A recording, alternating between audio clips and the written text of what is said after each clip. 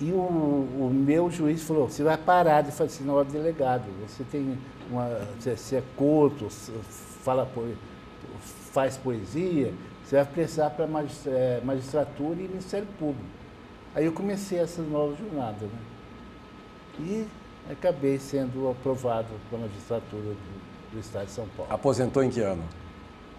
Foi final de 2000. Aí mudou. 2002, né? Você foi para Mococa? Não, eu entrei na magistratura, primeira comarca foi Martinópolis, perto do Presidente Prudente, depois fui para Pereira Barreto, fui promovido, e de Pereira Barreto eu fiz uma transferência para Mococa, que era mais perto de Ribeirão. E a minha ideia era voltar para Ribeirão, né? Mas o tempo foi passando, ninguém saía de Ribeirão. Aposentou. E acabei me aposentando, eu me inscrevi para juiz auxiliar da capital e me aposentei. Ótimo. Bom, Cris, vamos falar um pouquinho. Eu peguei o Jornal A Cidade, que soltou um especial sobre fatos marcantes de 2011, e eu queria, no nosso caso específico de Ribeirão Preto, destacar a ascensão do glorioso Leão do Norte, viu, doutor Brasil? Para a Série A do Campeonato Paulista, a Série Especial do Campeonato Paulista. Muito embora, eu acho que Ribeirão Preto, pelo amor de Deus, o Corinthians não vem jogar em Ribeirão Preto com 2 times, só vocês que conseguem isso mesmo. Acho o fim do mundo isso. Mas a morte do Sócrates, né, que foi para Ribeirão Preto, que não deixa de ser um poeta também, né, que cansou de escrever, inclusive músicas com o Bueno, né? Bueno que já esteve aqui conosco, mas foi um grande fato, foi a perda do Sócrates em 2011 para Ribeirão Preto, né? E o curioso é o seguinte, que a personalidade de Sócrates, eu não gostava. E aí um belo dia, um aniversário da minha mãe, o seu Dácio Campos chama o senhor Edmo Bernardes e o senhor Sócrates para tomarem uma cervejinha na minha casa. E eu brava, porque eu falava assim, você vai trazer o Sócrates? Ele é muito chato, né? E naquela noite eu conheci o poeta. E me apaixonei imediatamente. Não sei se você lembra disso, a gente ficou a noite inteira, o Paulinho tocando violão, e uma noite de poesia, de música, de celebração. E de lá para cá a gente passou a ter uma amizade que não era qualquer amizade. E era exatamente a ponto dele bater na minha janela meia-noite, 1h, 2h da manhã, para mostrar o poema mais recente que ele tinha escrito. E eu tenho muitos desses poemas guardados. E assim, uma história de vida, de rebeldia, de certa forma, de não se conformar com várias coisas, tanto que fez o que fez no próprio Corinthians, né? E pela vida fora. E assim, de tudo que eu já passei na minha vida, que não foram poucas as situações e as perdas, né? O próprio Wilson Toni, um grande amigo e que para mim até hoje é uma falta imensa, porque eu falava todos os dias. E o Sócrates, eu sinto que ele fez uma lacuna de 1 ano, que ele se afastou um pouco mais da gente, por conta de que era um apaixonado, e quando se apaixonava, ele criava uma simbiose tão grande com a mulher amada que ele esquecia o resto do mundo. E a gente estava acostumado com isso, porque depois ele voltava, né? Só que dessa vez ele não voltou. E eu conversei isso muito com o Bueno, com o Dedé, eu falei, gente, ele estava nos preparando. De certa forma, essa saída, ficar mais em São Paulo, e esse 1 ano mesmo, exatamente, porque no Natal do ano passado eu estive com ele na chácara dele e tal, e foi quando até conheci a esposa atual, né? E foi um espaço, eu acho que para a gente se preparar para essa saudade, para essa... Mas não tem, assim, o que dizer. Tem uma música que eu gosto muito que fala assim, como definir o que eu só sei sentir? E eu acho que para mim, na minha vida, foi uma perda que no dia seguinte eu não queria sair da cama, eu não queria fazer mais nada. Tá? Foi muito difícil, só quem conviveu com todos os lados dele, né? De ver o generoso, de ver o médico excelente, que a gente levava, às vezes eu levava exame de outras pessoas e falava assim, olha, o médico está indicando isso. Não vai deixar fazer isso não faz essa cirurgia não, porque tem outros tratamentos, né? Então, assim, um gênio, Eu acho que para mim, o que fica é o gênio, o filósofo, o poeta, o amigo acima de tudo. Bom, o Globo Esporte fez uma série de matérias na semana após o falecimento do Sócrates e a matéria culminou na sexta-feira com uma reunião na minha casa em 1984, quando ele, num carnaval, uma bagunça, todo mundo lá, o Datena fazendo a matéria, etc. E me ocorreu esse final de semana, eu conversei com o meu irmão, o Zé, que jogou bola com ele, estudou com ele, e do qual ele dizia que o Zé Bernardes jogava mais bola do que ele, que o mundo não viu um craque, na verdade. Eu conversei com o Zé, eu conversei com o Said Miguel Júnior, que é um cardiologista de Batatais, e que estudou com ele, era o melhor amigo dele na época de faculdade, e agora eu vou tentar agendar com o Raí, que é irmão dele, e eu vou tentar trazer os três aqui para a gente fazer um programa sobre o Sócrates, dito por essas pessoas, um pouco da história e da vida do Sócrates, do que foi esse cara dentro do contexto social, cultural no Brasil. Ventura, 2012 está aí, está chegando aí, ó, daqui a pouquinho. Daqui a pouquinho. O que a gente pode esperar? O que a gente pode esperar da cultura? O que a gente pode esperar da política? O que nós podemos esperar de 2012? Edmo, eu acredito que, de toda forma, nós temos a obrigação de sermos otimistas, né? Quanto à política, sempre tem essas variáveis, né? Mas acredito que no Brasil, o brasileiro está tomando mais consciência política na medida em que não está fácil enganar o brasileiro mais, né? Apesar que ainda é muito manipulado pelos grandes mídias ligadas ao governo, essas coisas.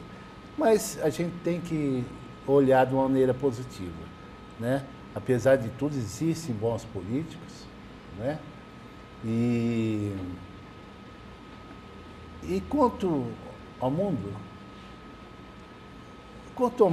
é complicado, porque o mundo cresceu muito, né? Em termos de globalização, pessoa, né? Globalização, tá? Então, viramos um único quintal. Agora, isso é bom, de certa forma, mas a minha preocupação é essas coisas apocalípticas que estão começando a acontecer. Por exemplo, o que me preocupa é a evolução humana foi muito boa, entendeu? Só que o ser humano não fez previsões para o futuro. Por exemplo, você vai em São Paulo, é um caos, já está caótico, é um caos.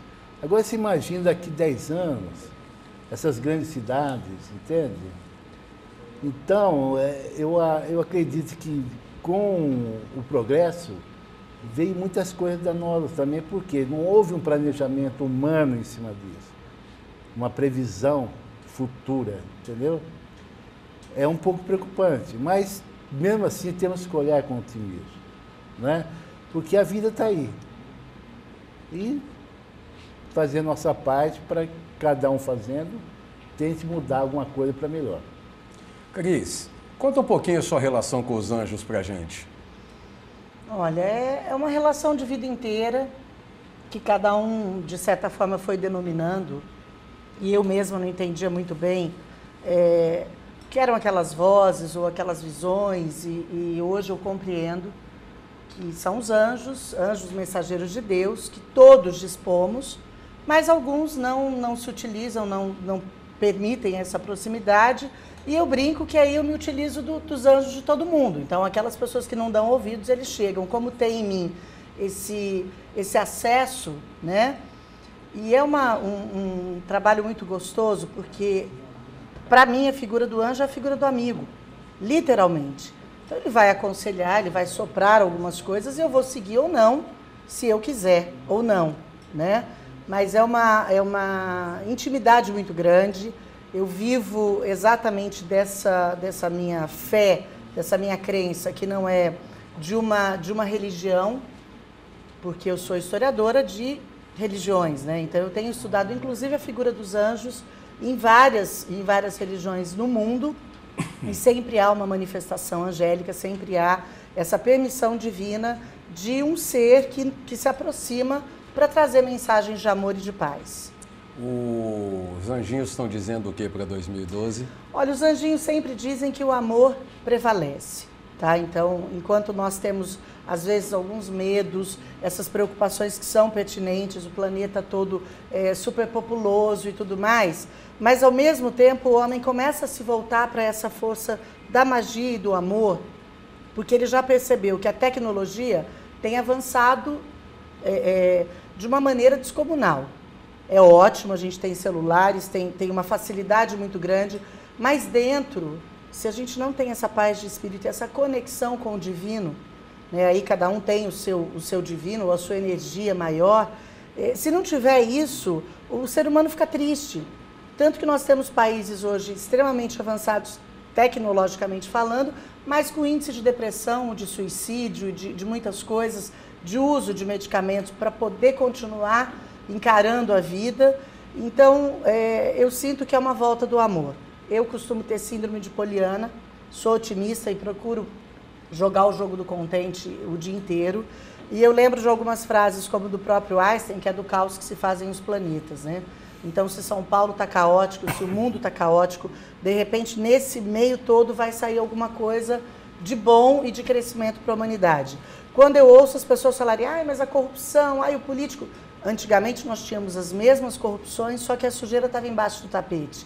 Então eu acho que o fato de estar mais claro, de estar vindo à tona, nós deveríamos celebrar e não encarar de outra forma, que as coisas estão piores. Eu não acredito que as coisas estejam piores. Eu acredito que nós estamos passando por adequações, até para perceber quem são esses políticos que saem do nosso meio, né? Como é que nós estamos nos comportando quando a gente tem o direito ao poder. E aí, voltando aos anjos, nós teremos 2012, já que você perguntou, né? Um ano regido pelo arcanjo Gabriel. 2011 foi o ano regido por Miguel, que é o anjo da justiça. Então, nós tivemos várias situações em que, às vezes, parecia que a coisa não ia se esclarecer e, de repente, ela vinha à tona. E o ano que vem é o ano da Anunciação, né? Nós passamos agora pelo Natal, que a gente lembra de Gabriel anunciando a vinda do Cristo, né, do Messias, preparando Maria, preparando José.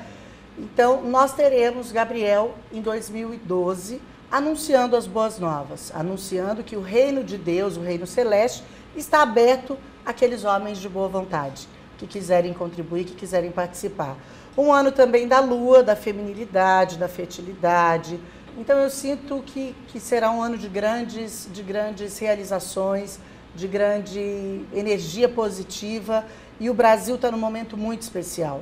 Nós temos o privilégio de efetivamente transitar aí em termos de religião. Nós temos várias religiões, e por mais que às vezes os grupos também se fechem um pouquinho, né?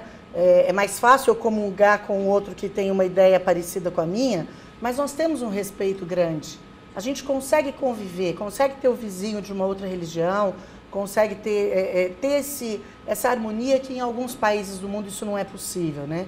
Então eu acho que principalmente em termos de Brasil nós temos muito que agradecer, temos muito que celebrar, temos que lembrar desses grandes amigos que foram, né, que tinham projetos ainda, que tinham sonhos, lembrar que a morte também está presente, porque é uma coisa que a gente foge, a gente não gosta de falar da morte. Você começa a falar em morte, para com isso, muda de assunto. Se nós pensássemos que a morte está sentada ao nosso lado todos os dias, a gente não adiaria projetos importantes. A gente não deixaria de dizer, olha, eu te amo, eu preciso de você, eu quero você perto de mim. E esses dias eu brinquei com uns amigos no Facebook, eu coloquei assim, olha, é o último dia da minha vida, eu quero ver quem é que vai estar comigo hoje à noite. E se realmente fosse? Então, às vezes eu mando um recado para amigos que estão muito distantes, olha, no meu velório não precisa ir. Que vai ter uma lista lá na porta de quem está ausente da minha vida, não vai só lá chorar não, porque não precisa. Muito radical, né? muito radical. Mas é sério, a gente precisa celebrar, precisa ser feliz, precisa lembrar que a vida é o grande momento de todos nós. Ventura, o poeta da primeira pessoa, moderno e também romântico, pensa o que nisso? Tudo. Para 2012? Deseja? Mas mesmo que eu falei e que a colega falou, né? A gente tem que encarar com otimismo e a vida continua, né? Apesar dos prós e contras, mas acredito que a vida, só por ser vida, já vale a pena. Eu queria só, Edmo, não sei se daria tempo, de só dizer o seguinte: o Catador de Palavras, ele foi lançado no Rio de Janeiro, em Ribeirão, em Mococa, e Rio de Janeiro, São Paulo, né? Mococa e Ribeirão Preto. E que o livro encontra-se na livraria Para Ler, está com preço promocional, né? E quem quiser adquirir o livro, né, eu vou ficar muito feliz. E também informar que eu tenho um Facebook que tem quase 3.000 seguidores. E o Facebook, se alguém quiser acessar, é só ir no Google, colocar o Poeta Antônio Ventura, Facebook. De lá tem um jeito de clicar aí no meu blog, no meu Twitter. E nesse Facebook traz muitas novidades, informações sobre a minha vida, minha obra e sobre o Catador de Palavras. Tá. Cris, 2012, vamos realizar a Sinfônica, muitos trabalhos, como é que estamos indo? Olha, eu acho que especialmente esse ano foi muito bom para a orquestra, grandes parceiros se somaram, estão se somando. Eu acho que 2012 ela tem tudo para